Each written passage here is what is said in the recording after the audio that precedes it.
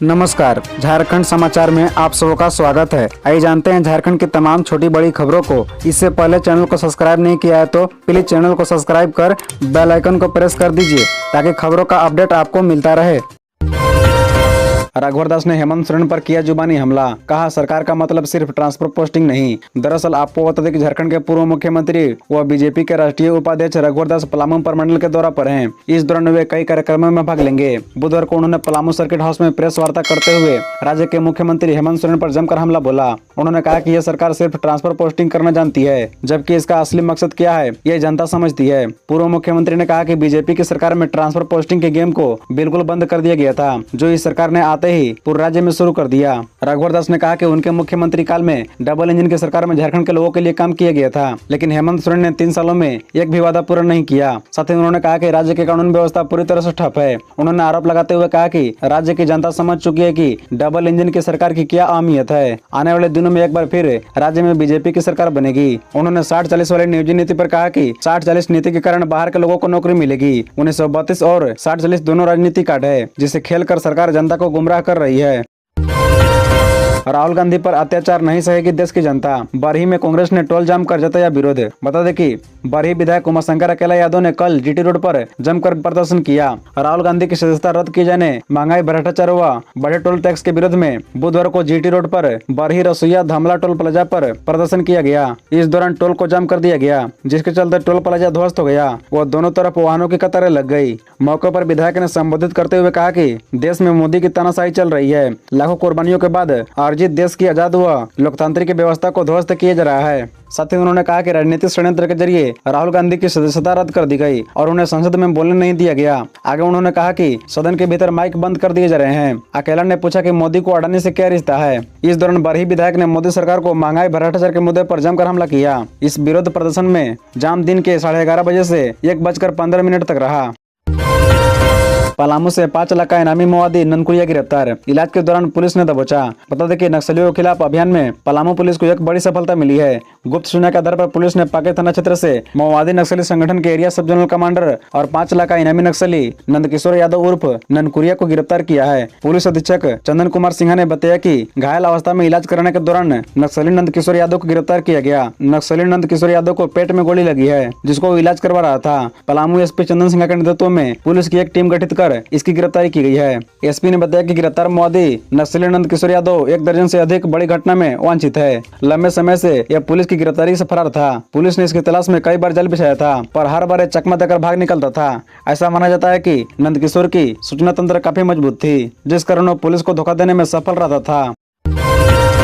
HEC quarter का lease रद्द करने पर महागामा की कांग्रेस विधायक दीपिका का हंगामा, बॉडीगार्ड ने दी धमकी। बता दें कि महागामा से कांग्रेस विधायक दीपिका पांडे सिंह ने मंगलवार को एचईसी मुख्यालय में हंगामा किया। उन्होंने एचईसी के मुख्य नगर प्रशासन राजीव कुमार झा का मोबाइल छीन लिया और उनके चेहरे पर फाइल फेंक दी। उनके संरक्षण ने धमकी दी कि मुख्यालय से बाहर निकलो, देख लेंगे। बता दें कि मामला उनके पिता अरुण पांडे के नाम से लीज लाइसेंस पर लिए गए DC 205 सेक्टर 2 क्वार्टर का है। एचईसी की ओर से बकाया 1.15 लाख रुपए जमा करने का नोटिस दिया गया था। नोटिस के बाद विधायक की मां एचईसी मुख्यालय आई थी और बकाया छूट देने की मांग की थी। इस पर एचईसी की ओर से कहा गया कि नियम सभी के लिए बराबर है। इसके बाद उनका लीज लाइसेंस रद्द कर दिया गया। वहीं विधायक की बॉडीगार्ड ने धमकी देते हुए कहा कि बाहर निकलो, देख लेंगे। हंगामे के बाद दूसरे विभाग से भी अधिकारी व कर्मी अपने चैम्बर के बाहर आ गए। इसके बाद विधायक मुख्यालय से चली गई।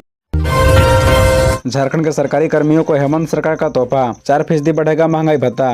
बता दें कि झारखंड के कर्मचारियों को महंगाई भत्ता 4% बढ़ाया जा सकता है। केंद्र सरकार की तर्ज पर राज्य के भी कर्मियों को महंगाई भत्ता बढ़ाने से संबंधित प्रस्ताव तैयार किया गया है। हाल ही में भारत सरकार के कर्मचारियों को महंगाई भत्ता बढ़ाकर 42% किया गया है। वित्त विभाग ने राज्य के कर्मियों का महंगाई भत्ता भी केंद्र के अनुरूप करने का प्रस्ताव बनाया है। 6 तारीख को होने वाली कैबिनेट की बैठक में इस पर फैसला लिया जाएगा। बता दें कि झारखंड के सरकारी कर्मियों का महंगाई भत्ता फिलहाल 38% है। अगर कल होने वाली कैबिनेट की बैठक में 4% महंगाई भत्ता बढ़ाने को लेकर मुहर लग जाती है तो राज्य के सरकारी कर्मचारियों का डीए भी सेंट्रल गवर्नमेंट के कर्मचारियों का बराबर हो जाएगा। इससे राज्य के 1,93,000 कर्मचारी लाभान्वित होंगे। इससे पूर्व हेमंत सरकार ने बीते साल दिवाली से पहले सरकारी कर्मचारियों का बड़ा तोहफा देते हुए महंगाई भत्ता 34% से बढ़ाकर 38% कर दिया था।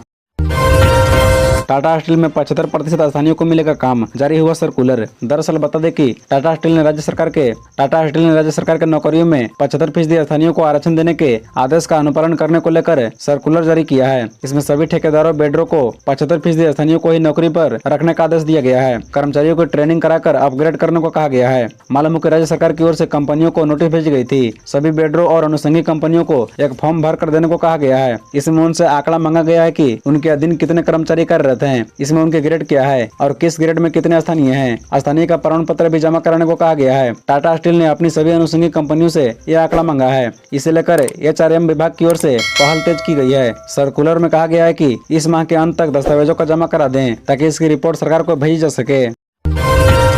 सीएम हेमंत सोरेन ने एमओ व सीएचओ को दिया नियुक्ति पत्र। रिम्स की कार्डियोलॉजी व रेडियोलॉजी मशीनों का किया लोकार्पण। बता दें कि झारखंड के मुख्यमंत्री हेमंत सोरेन ने कल बुधवार को रिम्स ऑडिटोरियम में कहा कि नियुक्ति पत्र पाने वाले 173 चिकित्सा पदाधिकारी एवं 297 सामुदायिक स्वास्थ्य पदाधिकारी के कंधों पर राज्य के स्वास्थ्य क्षेत्र की बड़ी जिम्मेदारी रहेगी। आज से आप सभी लोग सरकार के अभिन्न अंग के रूप में कार्य करते हुए राज्य में स्वास्थ्य सेवा को और मजबूती प्रदान करेंगे। ग्रामीण क्षेत्र की जनता हो या शहरी क्षेत्र की जनता, उनके स्वास्थ्य की रक्षा का जिम्मा अब आपके हाथों में है। स्वास्थ्य, चिकित्सा, शिक्षा एवं परिवार कल्याण विभाग द्वारा आयोजित नियुक्ति पत्र वितरण समारोह में उन्होंने ये बातें कही। मुख्यमंत्री हेमंत सोरेन ने सभी चिकित्सा पदाधिकारियों से कहा कि आज से सरकार आपकी जिम्मेदारी ले रही है और आज से ही राज्य के गरीब गुरबा लोगों के स्वास्थ्य की रक्षा की जिम्मेदारी आपको लेनी है। मुख्यमंत्री ने कहा कि जिस प्रकार आज के इस तकनीकी युग में हम तेजी से आगे बढ़ रहे हैं, उसी प्रकार स्वास्थ्य संबंधी चुनौतियां भी बढ़ रही है। चिकित्सा पदाधिकारियों को नियुक्ति पत्र के साथ साथ रांची के राजेंद्र आयुर्विज्ञान संस्थान रिम्स परिसर में नवनिर्मित अकादमी भवन का उद्घाटन एवं कार्डियोलॉजी एवं रेडियोलॉजी विभाग के 4 महत्वपूर्ण मशीनों का लोकार्पण किया गया।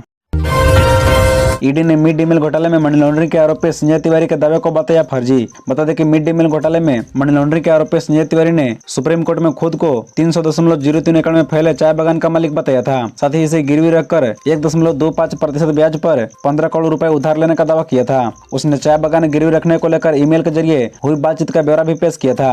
ईडी ने जांच के दौरान चाय बागान को अस्तित्व विहीन और ईमेल से हुई बातचीत को फर्जी पाया। बताते चले कि संजय तिवारी ने 22 फरवरी 2023 को सुप्रीम कोर्ट में एक हस्तक्षेप याचिका दाखिल की थी। उसमें उसने खुद को 300.03 एकड़ में फैले चाय बागान का मालिक बताया। उसने कोर्ट में चाय बागान और फैक्ट्री का पता हुगरी जान टी एस्टेट बोरडुबी रोड के नजदीक दुलिया जान डुबरीगढ़ असम पिन कोड 785691 बताया था। फिर ईडी के अधिकारियों ने खेमका और मोदी बंधुओं से भी इस सिलसिले में जानकारी मांगी। मोदी और खेलका बंधुओं ने चाय बागान गिरवी रखने के प्रस्ताव पर विचार करने या सहमति देने फोन या ईमेल के जरिए बातचीत करने से इनकार किया। इन लोगों ने संजय तिवारी को पहचानने से इनकार किया। साथ ही संजय तिवारी द्वारा की गई इस जलसाजी के मामले में उसके खिलाफ प्राथमिकी दर्ज कराने की बात कही।